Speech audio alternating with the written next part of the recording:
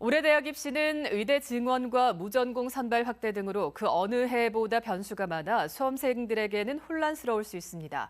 하지만 중위권 학생들에게는 대학 입시 전략을 잘 짜기만 하면 오히려 좋은 기회가 될 수 있다고 입시 전문가들은 조언합니다. 보도에 신병철 기자입니다. 올해 의대 신입생 모집 인원은 4,610명으로 지난해 3,311명보다 45.2% 늘었습니다. 대구 경북 의대 선발 인원은 575명으로 작년 351명보다 64%가량 증가했습니다. 이 가운데 지역 인재 전형의 경우 지난해 174명보다 2배 정도 늘어난 357명입니다. 모집 인원이 늘어나 의대 경쟁률이 낮아질 것으로 보여 의대 쏠림 현상이 심화될 것으로 보입니다.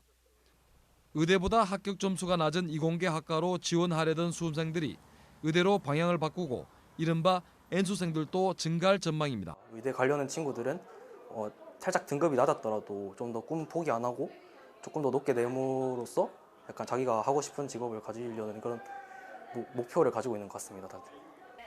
대신에 이들 이공계 학과에는 성적이 더 낮은 학생들로 채워질 전망입니다. 이런 현상은 모든 학과에서 도미노식으로 일어날 것으로 예상됩니다. 의대 모집 인원이 급증하면서 합격선이 상위권에서 연쇄적으로 하락할 것으로 보여 과거 입시 결과는 무용지물될 것으로 보이기 때문에 커트라인 성상 아래에 있는 학생들도 과감히 도전해보는 게 좋을 듯합니다. 올해 입시는 상향 지원이 대세입니다. 이 흐름에 중위권과 중하위권 학생들은 틈새 전략으로 접근할 필요가 있습니다. 상위권 학생들이 대거 상향 지원을 하는 틈을 노려 자신의 성적보다 적절하게 높은 학과를 지원하면 입시에 성공할 가능성이 높습니다. 상대적으로 수능 시험에 약한 수험생의 경우 수시에 맞춰 전략을 세우는 것이 필요합니다.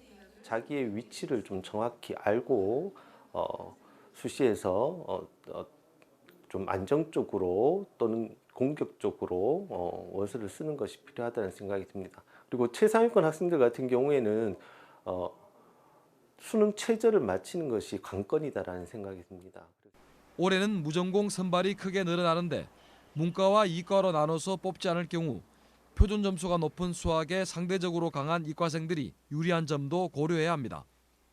자연계열 지원 때 탐구 영역에서 사회과목 선택을 허용하는 대학이 늘어나는 것도 큰 변수입니다.